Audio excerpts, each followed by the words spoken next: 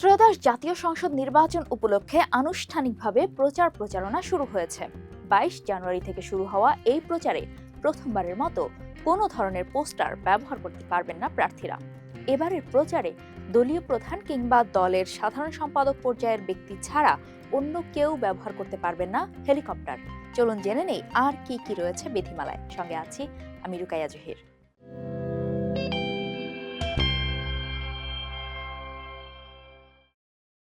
নির্বাচন কমিশনের ঘোষিত তফসিল অনুযায়ী প্রতীক বরাদ্দ সম্পন্ন হওয়ার পর ২২ জানুয়ারি অর্থাৎ বৃহস্পতিবার থেকে ত্রয়োদশ জাতীয় সংসদ নির্বাচনের আনুষ্ঠানিক প্রচার প্রচারণা শুরু হয়েছে। চলবে আগামী ১০ ফেব্রুয়ারি রাত ১২টা পর্যন্ত, অর্থাৎ ভোট গ্রহণ শুরুর ৪৮ ঘন্টা আগে সব ধরনের নির্বাচনী প্রচার বন্ধ করতে হবে।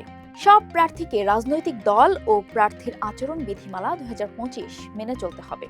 আচরণ বিধিমালা অনুযায়ী সব প্রার্থী সমান সুযোগ ও অধিকার পাবেন, তবে প্রতিপক্ষের জনসভা, শোভাযাত্রা বা প্রচারে বাধা দেওয়া যাবে না। ভীতি সৃষ্টি, বিশৃঙ্খলা বা সহিংস আচরণ নিষিদ্ধ। প্রচারের কর্মসূচি সম্পর্কে আগেভাগেই সংশ্লিষ্ট কর্তৃপক্ষকে জানাতে হবে। এতে প্রয়োজনে একাধিক প্রার্থীর কর্মসূচির মধ্যে সমন্বয় করা যাবে। জনসাধারণের চলাচলে বিঘ্ন ঘটে এমন কোনো সড়ক বা জনপথে সভা সমাবেশ করা যাবে না। দেশের বাইরে কোনো ধরনের নির্বাচনী প্রচার সম্পূর্ণ নিষিদ্ধ। প্রচারে কোনো ধরনের পোস্টার ব্যবহার করা যাবে না। অপচনশীল দ্রব্য যেমন পলিথিন, প্লাস্টিক, রেক্সিন ব্যবহার নিষিদ্ধ। দেয়াল, গাছ, বিদ্যুতের খুঁটি কিংবা সরকারি বা বেসরকারি কোনো যানবাহনে লিফলেট বা ফেস্টুন সাঁটানো যাবে না।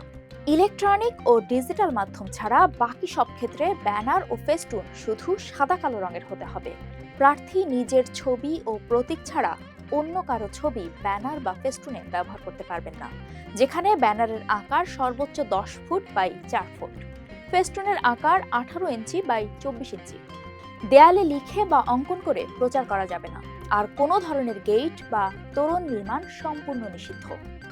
এক প্রার্থীর ফেস্টুন, ব্যানার বা বিলবোর্ডের উপর অন্য প্রার্থীর ফেস্টুন, ব্যানার বা বিলবোর্ড টানানো যাবে না। কোনো প্রার্থীর প্রচার সামগ্রীর ক্ষতি সাধন, বিকৃতি, বিনষ্ট করা নিষিদ্ধ। ট্রাক, বাস, নৌযান বা মোটরসাইকেল ব্যবহার করে মিছিল, জনসভা, শোডাউন করা যাবে না। সম্পূর্ণ নিষিদ্ধ মশাল মিছিল। যাতায়াতের জন্য হেলিকপ্টার ব্যবহার করতে পারবেন শুধু দলীয় প্রধান বা সাধারণ সম্পাদক পর্যায়ের কেউ।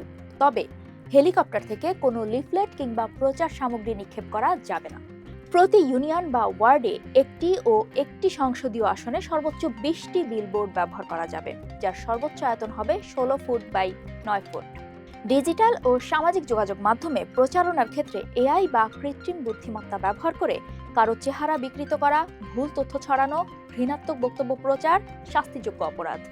সত্যতা যাচাই ছাড়া সামাজিক যোগাযোগ মাধ্যমে নির্বাচন সংক্রান্ত কোনো কন্টেন্ট শেয়ার বা প্রকাশ করা যাবে না।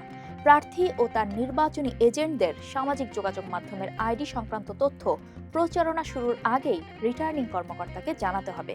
প্রার্থীদের আচরণ ও বক্তব্য সংক্রান্ত নির্দেশনাও রয়েছে। সেখানে ব্যক্তিগত কুৎসা রটনা থেকে বিরত থাকতে, অশালীন বক্তব্য না দিতে, নারী, সংখ্যালঘু বা ধর্মীয় অনুভূতিতে আঘাত লাগে এমন কর্মকাণ্ড না করতে নির্দেশ দেওয়া হয়েছে।